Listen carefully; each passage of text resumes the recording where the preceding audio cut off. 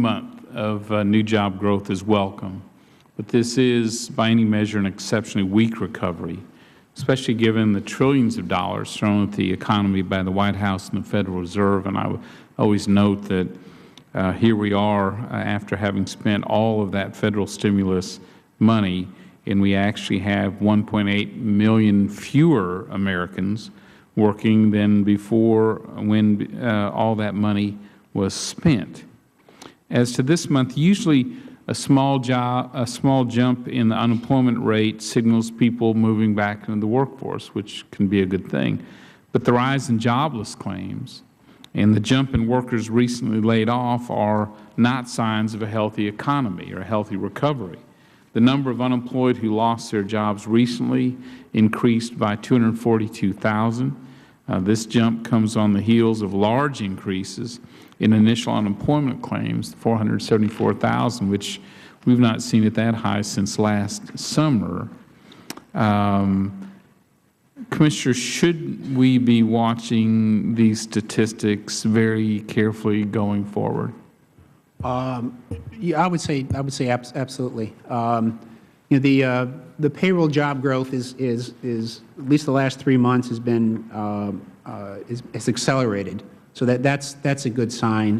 But we haven't yet seen some things that we'd like to see in a strengthening recovery.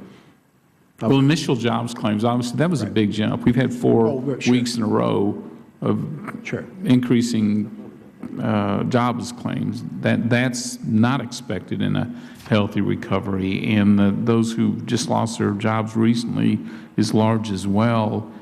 Could these data be pointing to a weakening job market? Because normally we ought to have, it ought to be going the other direction. Right. Yeah, I would say that the number of new unemployment claims is in fact a helpful data, and that rise is not a good signal. Yeah. What do you think's happening here? You know, it's hard to say. Because the numbers seem to be all over the map. Right. Frankly, I mean, yeah.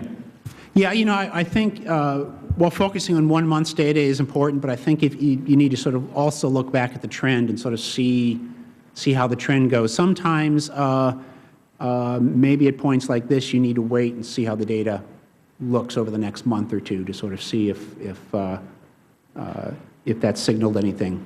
Yeah. Well, we've been watching over the last 2 years and seeing a recovery much slower than 81 and 82. We have an estimated $2 trillion of capital sitting on the sideline. Businesses that tell us they just are reluctant to invest it in new jobs, new equipment, new structures, new buildings until they see more certainty coming out of Washington.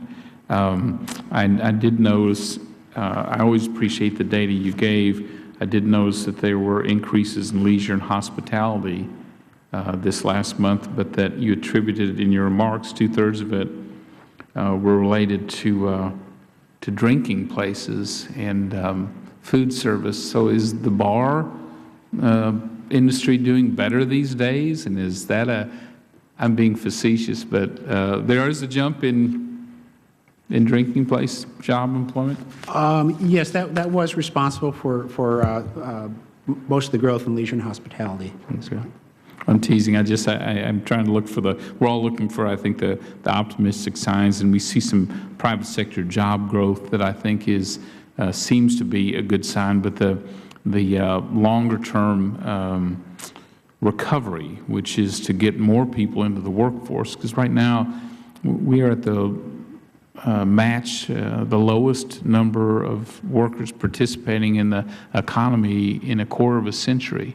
So even as we look at the unemployment rate, look for hopeful signs, truth is very few people are participating, or at least a lot of people are not participating in this workforce.